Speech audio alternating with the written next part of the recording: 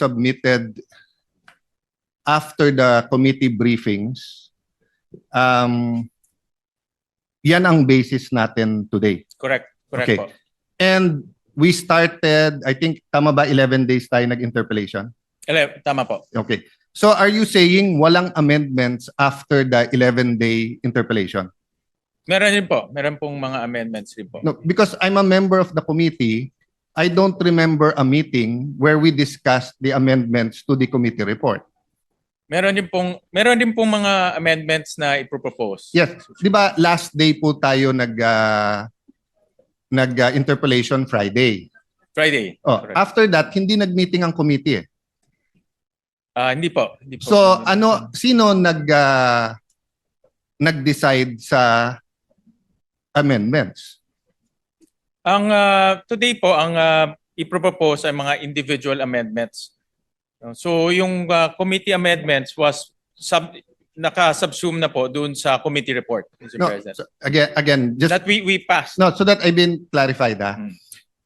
The committee submitted a committee report Correct. that you sponsored. Yes. Okay. Mr. President. From that time to today, may amendments ba ang committee? Wala.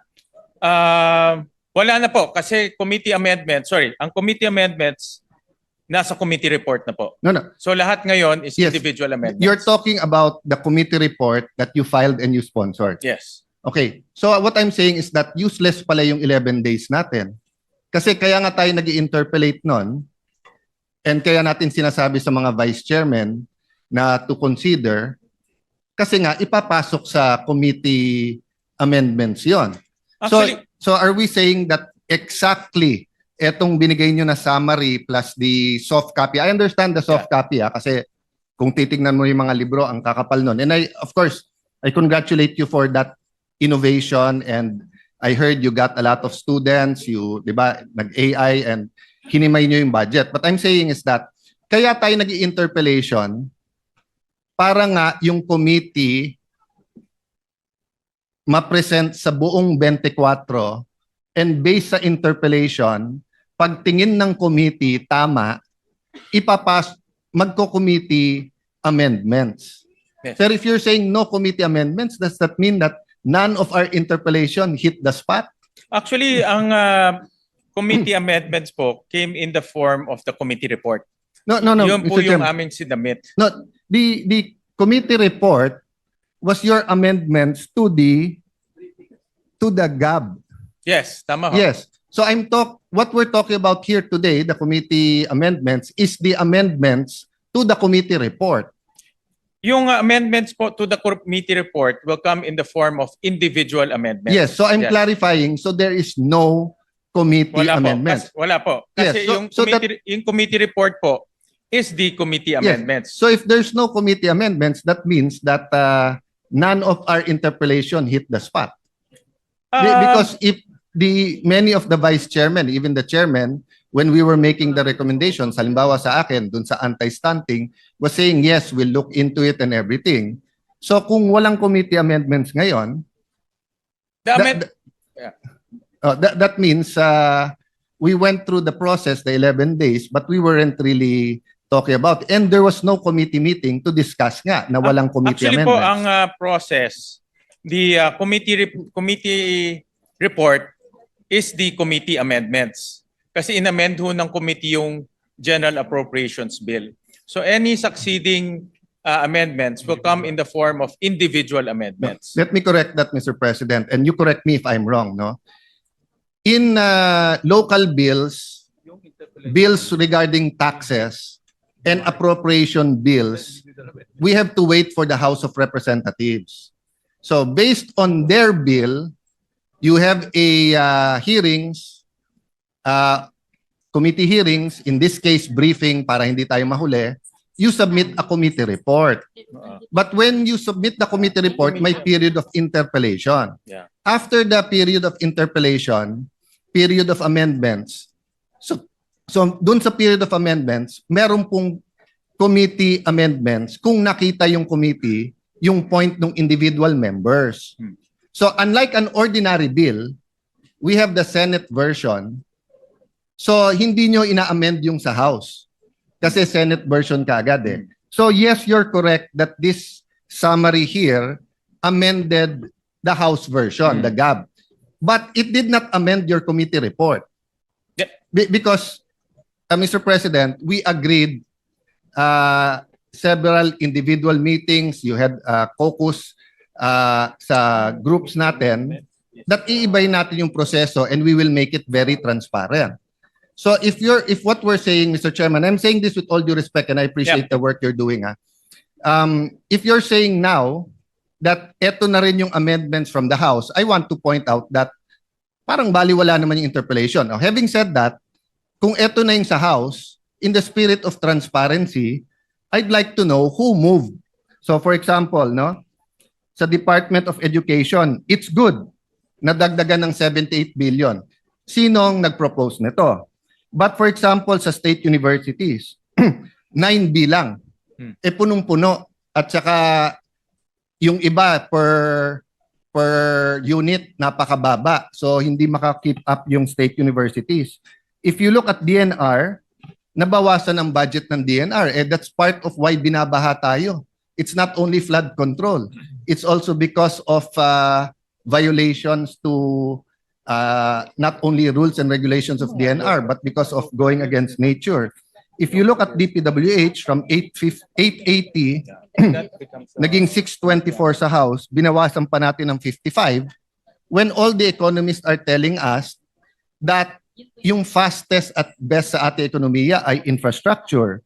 If you look at DSWD, I admire you na kahit ito'y departamento ng kapatid mo, 31B ang nawala. But I think isa sa pinakakailangan natin ngayon yung DSWD. So I can go on and on, Mr. President. But if we're going to say full transparency at eto na yung committee work, wouldn't it be fair that malaman natin? Kasi like ako, ni isa dito, wala akong amendment. Ni isa dito. But I'm a member of all the committees and subcommittee. But no one ever, I was invited to all the briefings, but I was never invited to make the amendments here. So I was thinking, may committee amendments ngayon, and then we can discuss it and vote on it. Di ba? Actually, ang nangyari pong process ay because this is a revenue measure, so it emanated from the lower house.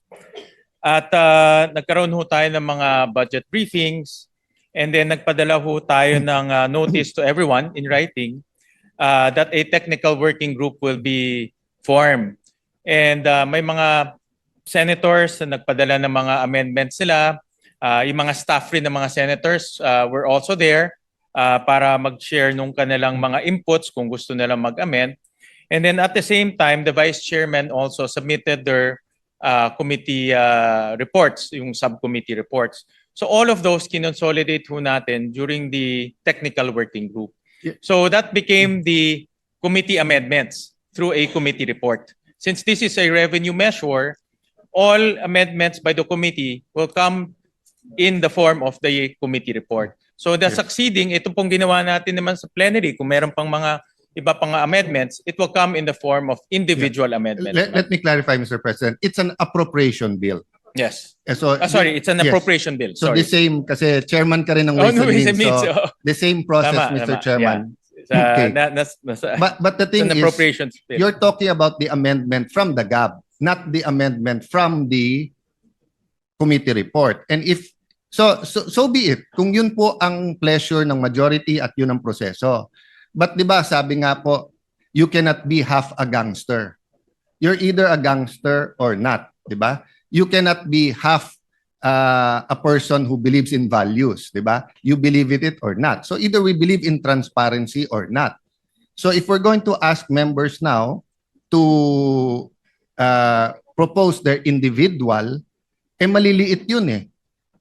So hindi ba dapat malaman natin kung sino ang nag-propose ng mga to at ang proseso ng pag-a-approve nito, 'di ba? So kung meron dito may advocacy na itaas yung intelligence fund ng ganitong agency, o kung justified yun, okay. Kung meron dito ang gusto itaas ang per day na pagkain ng preso, maganda din naman yon, di ba? So dapat alam natin kung sino yon. kung meron dito, sinabi DepEd hindi dapat State U ang mas mataas ang increase. Kasi for example, I agree education, pero 78B to DepEd and 9B sa state universities, medyo malayo. So I'd like to know who proposed this. So kung sinasabi natin yung vice chairpersons ang nag-approve, nagsabit sa inyo, but who proposed it? Kasi we will be showing people here that si Alan may amendment ng 500 million, 1 billion, 5 billion, baka tanggapin nyo, baka hindi. Pero totally, inamend natin dito, billion-billion. I'll give you another one example that's important to me. Many of us here believes dapat walang unprogrammed funds. Dapat wala. Kasi before 2022, wala naman unprogrammed eh. 'Di ba? So, pero ang committee report nakalagay dito, binawasan lang ng 68 billion ang unprogrammed, 174 billion ang natira sa unprogrammed. So that's what I'm saying. If we had a meeting after Friday or a caucus, we could have voted whether or not tingin natin may unprogrammed funds o hindi. But if it's your pleasure, we do that sa individual, that means you will allow us to do the individual and then to give a pretext. So for example, Mr. Chairman, I can move later on to take out the unprogrammed funds as an individual amendment. Is that correct, Mr. Chairman? Well, ang process po natin dahil ngayon po ay submission ng mga amendments. So the committee will welcome yung mga individual amendments sa mga members natin. Last point, Mr. President, because I don't want to belabor. What I'm saying is that it's an extraordinary budget with extraordinary problems. So dapat extraordinary din yung solution. So ang problema, ipapakita natin sa tao yung maliliit natin amendments at kung sino nagpro-propose nito at kung tatanggapin o hindi. Pero yung kalalaking amendments, hindi nating i-reveal sa tao kung sino ang nag-propose. Actually ho, yung technical working group, doon ho natin pinag-usapan itong mga amendments. Inipon-ipon ho namin yung mga amendments, inipon-ipon ho namin mga recommendations. Marami ho tayong mga senador na nagpadala po ng kanilang mga recommendations. So doon namin inipon-ipon po yung mga amendments. And that's not a problem, Mr. President, if the committee met afterwards for the committee amendments. Kasi even if you look at the rules, amendment comes after the debate is closed. So lumalabas, baliwala yung 11 days natin na debate eh. Hindi naman. Kasi yung mga napag-usapan natin, like for example, maraming mga napag-usapan at gusto pang i-amend yung committee report, it will come in the form of individual amendments, Yes, which we will... But when it comes in the form of individual amendments, first of all, tatagal. So for example, if I have 100 amendments, and let's say 5 of them are important to me, I mean, life or death to me, I will ask for nominal voting. Pero kung nag-meet ang committee or may sistema ang committee na kung saan pinasok sa committee report, committee amendments, then we don't have to go through 100. That's why in the previous systems, Mr. Chairman, I'm trying to be brief, but trying to explain it well. So I apologize to our Senate President and Senate President Pro Temp and Senator Win, no? Kasi nga this is new eh. So before, ang sistema natin simple lang. So same system hanggang sa committee report, di ba? And then may interpellation tayo. Then sa interpellation, you talk to the vice chair. Then the vice chair talk to the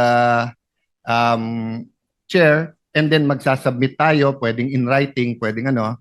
And then before mag-individual, papasok na natin kung ano sabihin yung committee.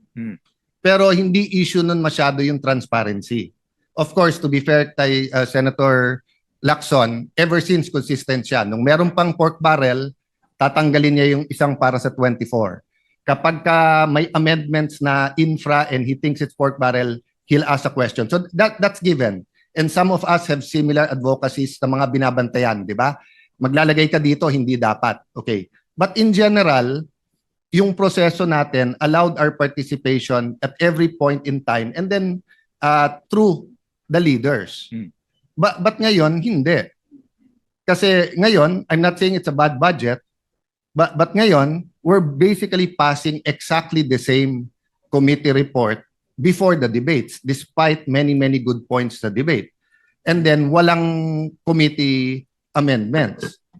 So, papasok na. So, you will have to excuse us if many of us have dozens of individual. Kasi nung araw, because may give and take na doon sa vice chairman at sa chairman, yung mga institutional changes na pag-uusapan yan, whether caucus, meeting, or dito. Ngayon, hindi.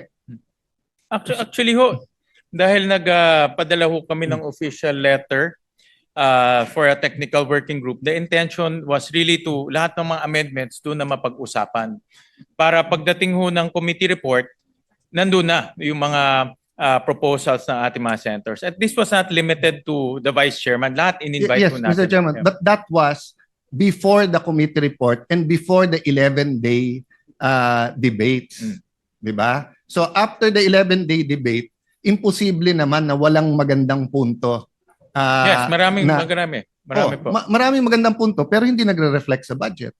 Dito na ho papasok pag present ng mga senators natin. Yes, usually pag dalawa kasi yung magandang punto eh. Yung parang barkada lang, kasama tayo, di pare maganda yan. Pero sorry, hindi namin tatanggapin.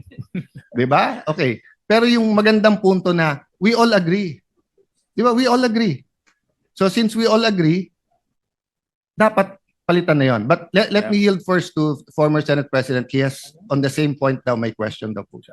With your permission, Mr. President. Before I recognize Senator Escudero, the distinguished minority there may have a valid issue, no? Except that the proposition that the 11-day period of interpellations will not serve its purpose is wrong, because the basis for our individual amendments precisely are our interpellations. Thank you. Senator Escudero is recognized. Mr. President, before that, that was why I asked a rhetorical question.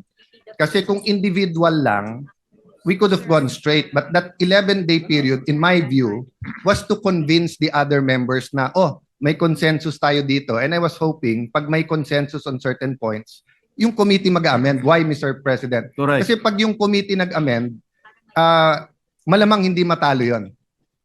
Pero pag individual, baka matalo not because hindi maganda pero saan kukunin yung pera. But I think we agree, Mr. President. I'm just saying I think we're that, on the same page, except yes, that to say na pointless yung 11-day Yes. period of interpellations. I that's will not not an agree to that. assertion. That's a rhetorical question na kung Yeah, walang thank you. committee, does that mean? Thank you for Anyway, that clarification. Senator Escudero is recognized. Thank you, Mr. President. Within